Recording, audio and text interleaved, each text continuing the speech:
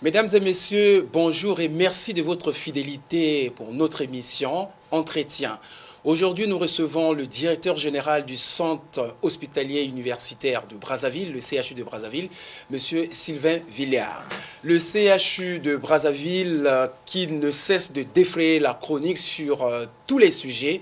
Et nous avons la chance aujourd'hui, à cette émission, de recevoir donc le patron du CHU pour évoquer toutes ces questions. Monsieur Villard, bonjour.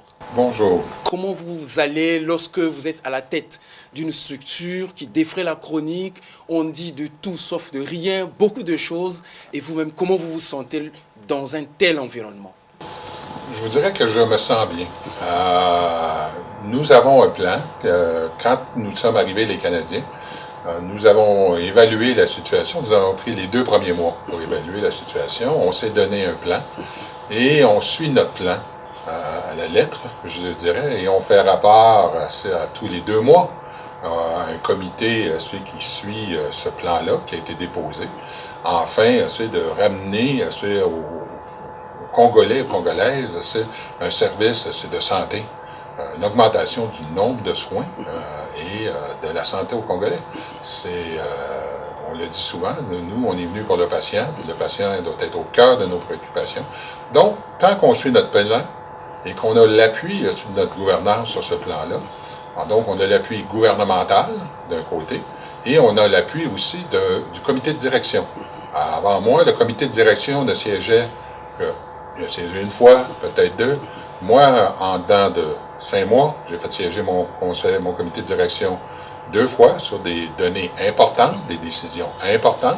Il va le siéger prochainement au mois de février pour d'autres décisions importantes, puisqu'on doit réformer, et je m'appuie sur ce comité-là.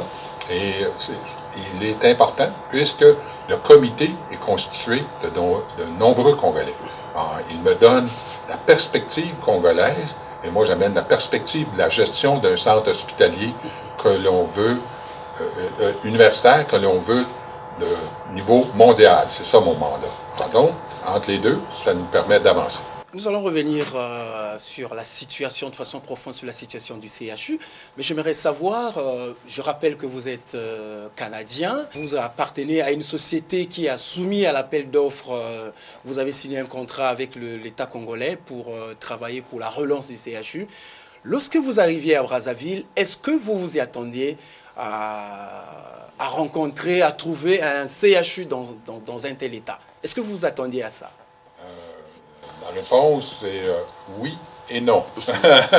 Oui, puisque j'ai lu, pour accepter le mandat, j'ai lu de nombreuses audits qui ont été faites ici depuis 2-3 ans. Je suis remonté même jusqu'à 10 ans en arrière. J'ai regardé les projets de l'AFD, entre autres, d'adduction d'eau, de sanitaire.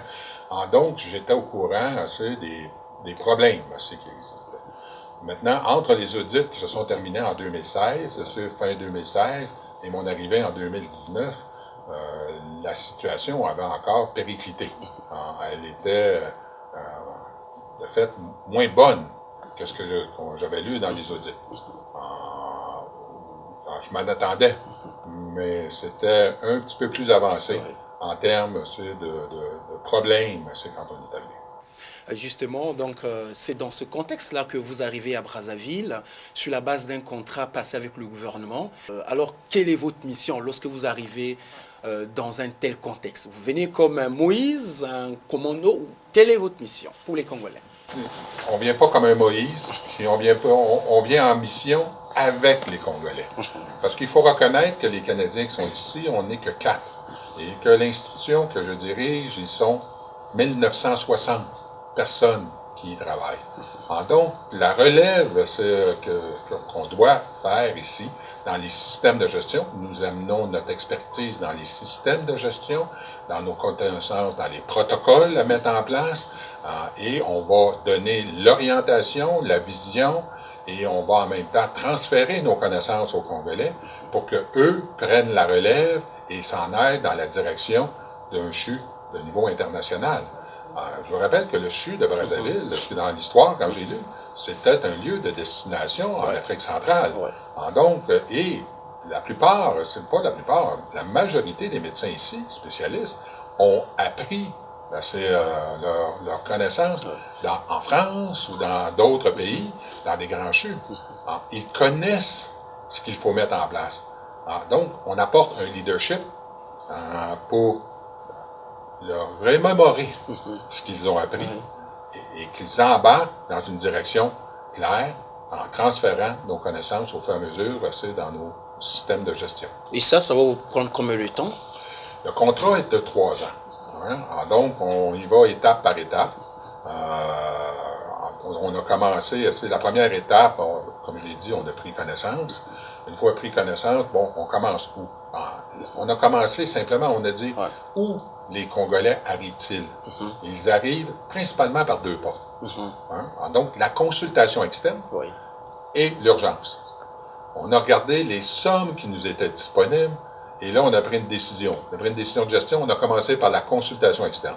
La consultation externe est en rénovation présentement parce qu'on veut augmenter les volumes-là, s'assurer que les plages horaires vont être là. Nous allons mettre en place une forme de rémunération incitative pour encourager le corps médical et paramédical et aussi administratif à honorer ces plages-là, afin que les Congolais aient des services adéquats.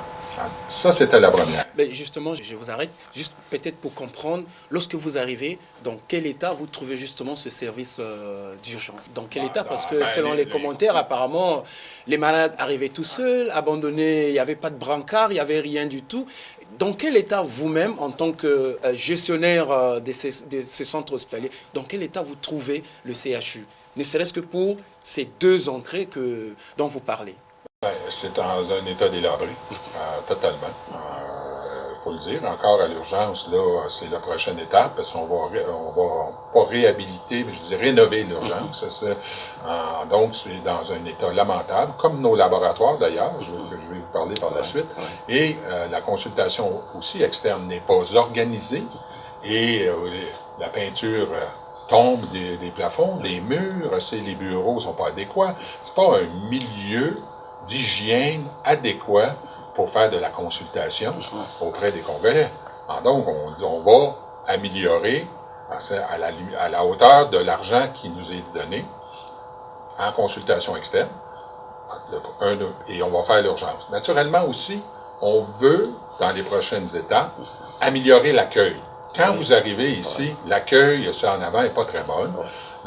J'ai fait réparer, d'ailleurs, ici, quand je suis arrivé, les trous, quand tout le monde connaît les trous quand on rentre au CHU, je les ai fait réparer. Je peux vous dire, je dois les refaire réparer. Ça va être fait d'ici 2 semaines. Les trous sont toujours là. Donc, on les avait fait une fois, on va les refaire d'une façon permanente cette fois-là. Donc, il faut donner un meilleur accueil, voir à ce que les chaises roulantes soient accessibles, qu'on puisse les monter, mettre des panneaux aussi pour indiquer où les gens s'en vont. Donc, on a fait des petits gestes aussi. Quand vous alliez aux toilettes ici, vous deviez payer 100 francs. Il n'y a plus personne qui paye pour aller aux toilettes. Donc, on a retiré certains éléments qui facilitent auprès des gardes malades d'être ici. On va continuer dans ce sens-là.